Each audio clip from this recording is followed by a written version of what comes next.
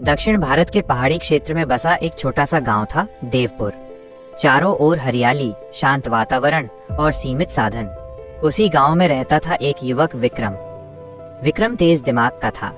बातें समझने में उसे देर नहीं लगती थी। स्कूल के शिक्षक कहते थे, अगर यह लड़का मेहनत करे तो बहुत आगे जा सकता है। लेकिन समस्या वही थी, अनुशासन की कमी। विक्रम काम हमेशा अपनी मर्जी से करता था। कभी पढ़ाई करता, कभी हफ्तों किताब को हाथ नहीं लगाता, कभी पूरे जोश से किसी काम में लग जाता, फिर अचानक सब छोड़ देता। उसे लगता था कि मन होगा तो काम कर लूंगा, जबरदस्ती करने से क्या फायदा।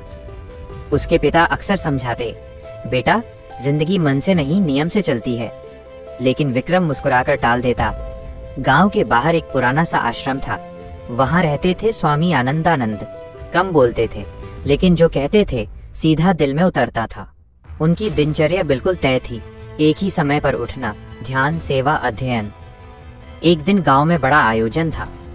स्वामी जी भी आमंत्रित थे। उन्होंने मंच से सिर्फ एक पंक्ति कही, जो खुद पर शासन नहीं कर सकता, वो जीवन पर कभी अधिकार नहीं पा सकता।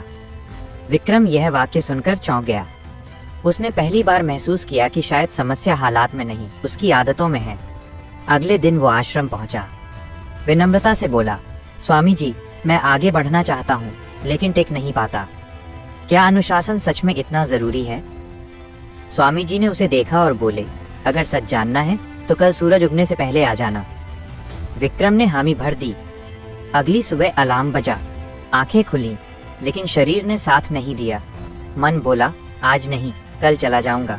फिर वही वाक्य गूंजा, जो खुद पर शासन नहीं कर सकता। विक्रम उठा और आश्रम पहुंचा। स्वामी जी पहले से वहां थे। उन्होंने कहा, आज तुम कोई साधना नहीं करोगे, बस मेरी दिनचर्या को देखोगे। पूरा दिन विक्रम ने देखा कैसे स्वामी जी बिना किसी बहाने के, बिना मूड देखे हर काम तय समय पर करते हैं। शाम को स्वामी जी बोले, अनुशासन भावनाओं पर निर्भर नहीं करता, ये तो आदतों की रीढ़ है।